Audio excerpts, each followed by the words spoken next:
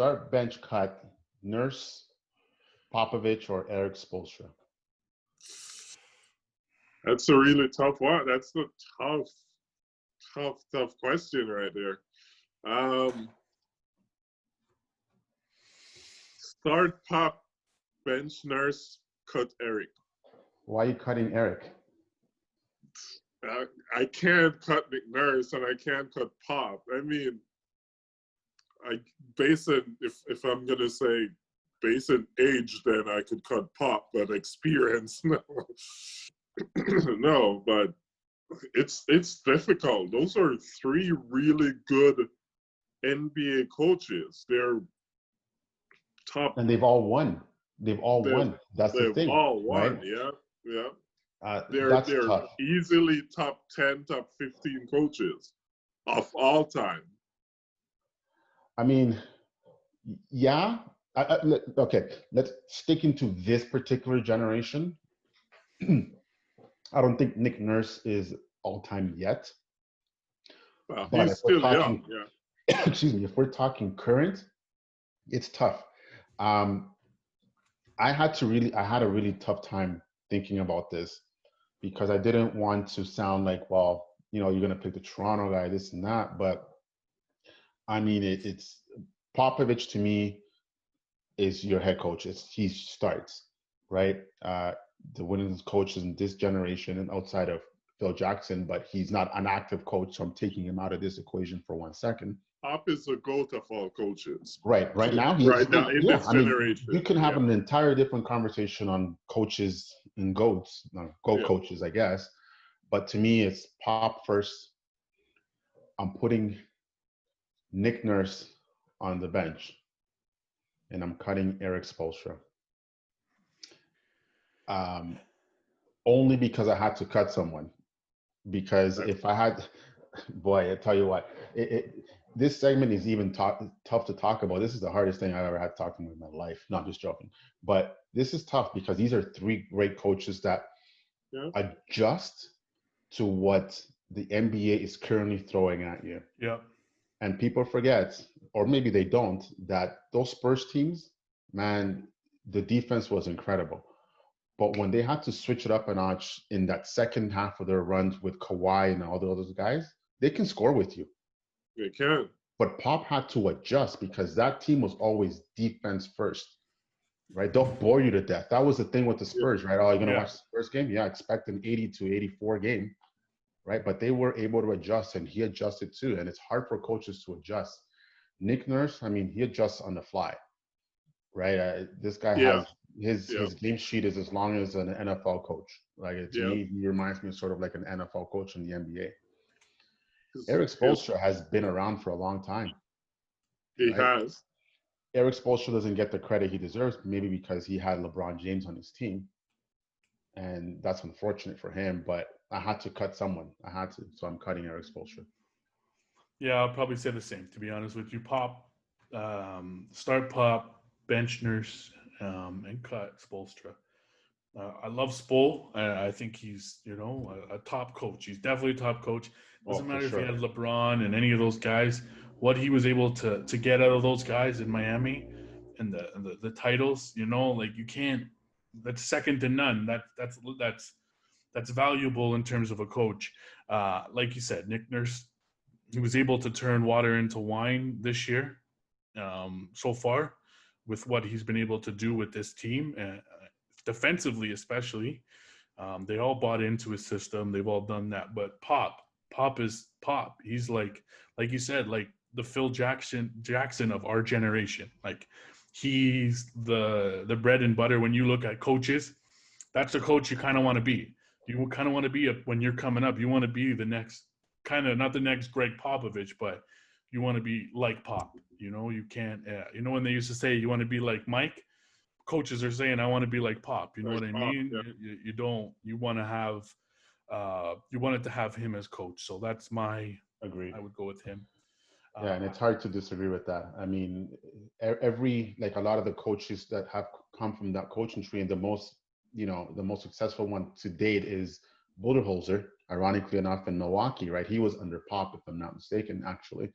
And you can sort of see the preparation on their Yeah. teams, and again, these guys and the players also appreciate Pop, and I think the league appreciates Pop for what he's done. And you always have to think about, can you write a story of the NBA without certain people, No. right? Yeah. And I don't think that you can do that without, No. you can write a story without Greg Popovich. Hence why he is, to me, in this particular era, the best coach that we've seen outside sure. of Phil Jackson. And I have to always say that because I grew up as a Chicago Bulls fan, and I'm going to always be biased. But I still, by the way, maybe another topic for another day, but Phil Jackson doesn't get the credit he deserves, in my opinion, because he had teams that Pat were. Riley. Pat Riley was a beast. You kidding? That guy, first of all, that guy still can probably coach right now and win 50 games. Yeah, That guy's a I boss. agree. That guy Yeah. is in a whole different he knows what he's doing, man. Look at what he's done to Miami, man. Like that franchise has been consistent since he's got there. Yeah.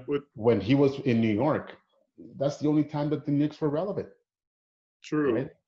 Would you say everywhere Pat he's and gone? Phil? Would you say Pat and Phil are in the same caliber? I think I think Phil Jackson is Phil Jackson's there, another yeah. stratosphere. Yeah. I agree. I would put Phil Pop, Pat Riley somewhere in there, right? Yeah. I'm talking about this particular last 15, 20 years. I don't want to go into a whole conversation about Red Auerbach and all other guys that, and somebody I'm sure will listen to this and be like, what about Eddie Wilkins? He was 500. Go away. No, I think it's Phil, Pop, and then everybody else sort of falls along. And hopefully one day, if you are a Raptors fan, you can have the same conversation about Nick Nurse. Right now, coaches are hired to be fired, right? So you have to win, but you have to win consistently. And when was the last time you didn't see the Spurs in the playoffs or struggling to get into the playoffs? Only the last couple of years where you obviously have seen the decline, but it was bound to happen. Otherwise, the Spurs in the playoffs were pretty much money in the bank. And that starts with coaching and scouting and managing. So you have to give your props to Pop as a coach, as the GOAT. Yeah. The Spurs has always made the playoffs. I mean, this season is the most they've struggled to get it was bound to happen, right? Yeah. Well, it was definitely bound to happen. I mean, Tim Duncan, Ginobili, Parker weren't going to last forever. I mean, eventually it was going to. And the only thing is they didn't really. Plus they lost Kawhi. Right, but they brought in that guy. Yeah, right. They didn't really have contingencies in place for those guys. Like when they came out, they were hoping Danny Green was going to be that guy, Kawhi Leonard was going to be that guy. I mean, Kawhi Leonard could have been that guy, but he wanted to leave. He wasn't happy there and that stuff. But Patrick Mills, none of those guys were ready to step into the role of being the legendary players like the Tony Parkers, the Manu Ginobilis, or the Tim Duncans, or the David Robinson. They had David Robinson. Tim Duncan stepped into that role right away, right? He was groomed for that role, and he became the next David Robinson for the San Antonio Spurs for a long time.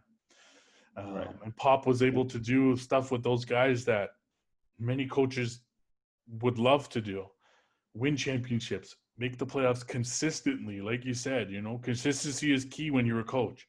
Yeah, when teams lose, the first person the fans blame the coach. The coach. The coach. Coach gets the blame. Yeah. Right. You look at it with the Raptors. Dwayne Casey got the axe, but I mean, and after winning Coach of the Year. And they blame the coach. I mean, they didn't blame the coach, but they got rid of the coach. They brought in Nick Nurse and won a title. But was it really Dwayne Casey's fault? Probably not. The players weren't there that were ready. Like the players weren't there like they had that they have now. The championship DNA type players where they have the heart, the hustle, the grind to win a championship. They didn't have that with the Dwayne Caseys out there. And that's why I think they had to go a different route. They had to make a change, and they did, and now we see where the Raptors are. But absolutely, I mean, you can say this about the players too, but you're only as good as a coach. As we've seen we know why the Raptors cut Dwayne Casey, even though he won Coach of the Year. He's just slow with his adjustments. Yeah. Basically, that's why he got cut. But Right. yeah, I mean, back to the thing. I mean, I'm pretty sure we're all in the same boat in terms of Pop being the GOAT Yeah. in terms of our generation, out of those three especially. Yeah. Right. It's definitely Pop, Nurse, and sorry, as you said, Marco, we have to cut one. So it's sadly it's Eric. Yeah, absolutely, and it's painful because if I had to hire a coach, Eric Spoelstra was always going to be my top, 3-5 coaches that I'm going to pick up the phone and make that call, right? Because of his championship DNA, a guy who can adjust on the fly and adapts. Like he's basically everything that we just talked about what Pop is, right? But you have to cut someone, and this is what the segment was about: is start, cut, bench. It's not start, cut, hug. So, yeah, I mean, love the guy, and hey, who knows? If you're a Raptors fan, you might see him sometime, this playoff run. Yeah. So, and that would be a good matchup. Oh, absolutely. And I have my concerns about Miami, and we expressed that last week's episode, but we shall see, because to your point, coaching does go a long way, and it's all about preparing guys and putting guys in the right position to succeed.